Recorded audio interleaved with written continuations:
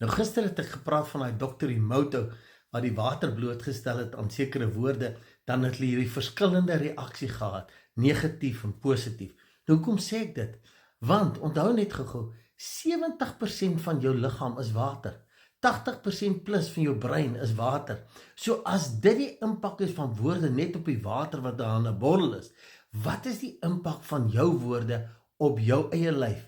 Wat is die effek? Want the body follows the mind. En onthou, elke emosie wat jy kies, waarin jy funksioneer, het 'n reaksie in jou hypothalamus, wat dan sekere chemiese stowwe, ons praat van peptine, in jou liggaam afskei. So, hoe meer jy negatief praat, al voel jy die reghart toe, jy skei negatiewe stowwe in jou liggaam af. En dis hoekom ek wil vir julle wys, dat hoe meer jy kan kies om in dankbaarheid te stap, en dit jou keuse te maak, dit jou frekwensie te maak, hoe beter is dit eerstens vir jou lyf, en dan vir jou omstandighede.